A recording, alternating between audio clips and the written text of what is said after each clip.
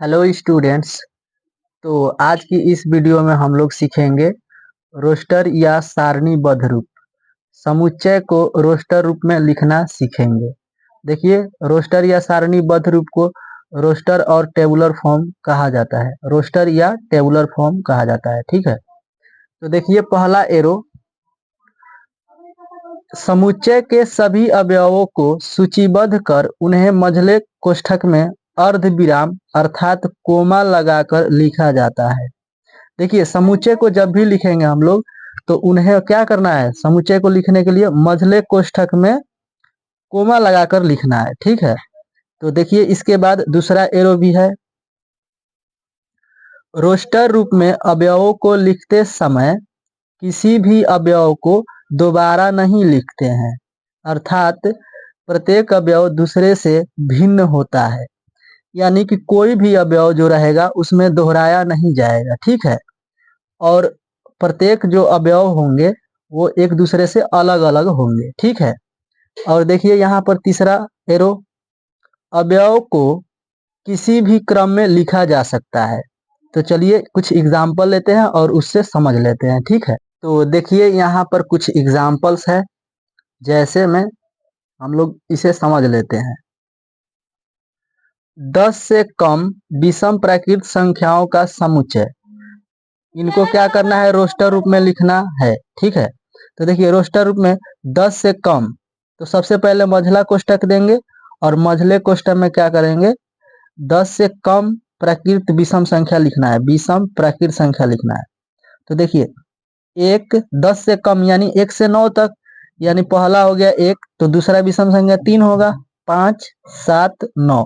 तो 10 से कम में लिखना है, 11 नहीं लिखना है क्योंकि 10 से ज्यादा हो जाएगा। 10 से कम ही विषम संख्याओं को लिखना है। और देखिए तीसरे एरो में बोला गया था कि अवयवों को किसी भी क्रम में लिखा जा सकता है। ये जरूरी नहीं है कि एक के बाद तीन है, ऐसे भी लिख सकते हैं हम लोग 3 7 5 9 1। मतलब इनका क्रम कोई निर्धारित नहीं है, फिक्स नहीं है, कैसे भी आप लिख सकते हैं। ठीक है, देखिए दूसरा एग्जाम्पल,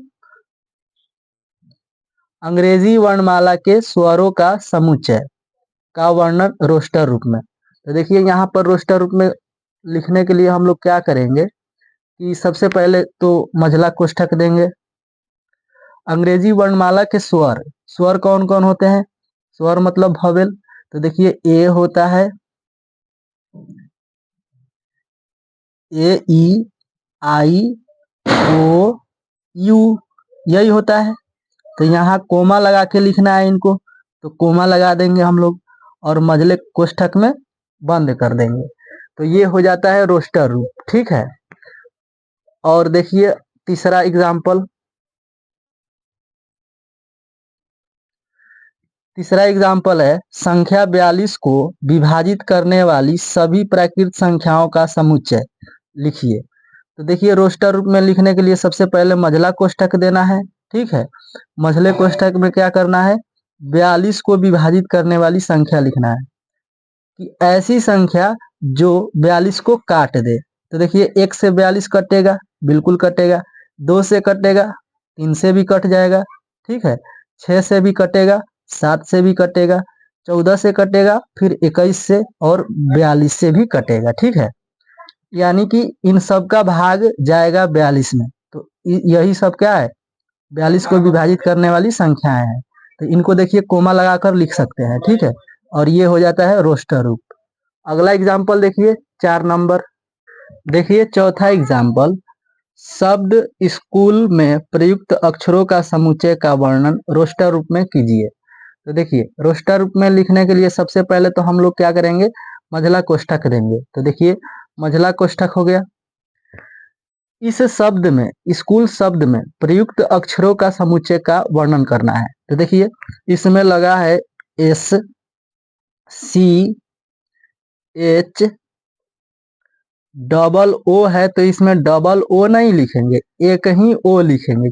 यहाँ पर ओ डबल क्यों नहीं लिखेंगे, क्योंकि यहाँ पर बोला गया है किसी भी अवयव को दोबारा नहीं लिखना है। देखिए रोस्टर रूप में अवयवों को लिखते समय किसी भी अवयव को दोबारा नहीं लिखते हैं, अर्थात प्रत्येक अवयव एक दूसरे से भिन्न होने चाहिए। ठीक है, तो इसलिए स्कूल में जो अक्षरों का समुच्चय होगा वो SCHOL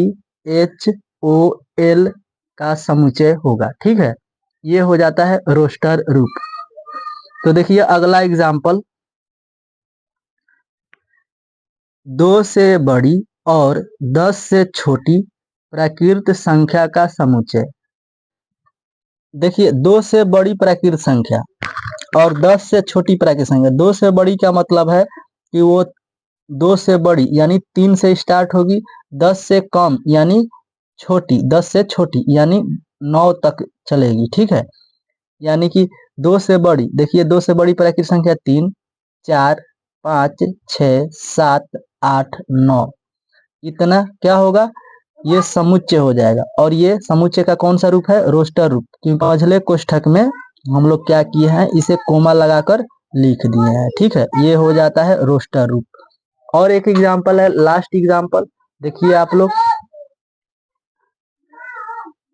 और ये है इस वीडियो का लास्ट एग्जाम्पल। ठीक है, 7 से छोटी प्राकृत संख्याओं के वर्गों का समुच्चय।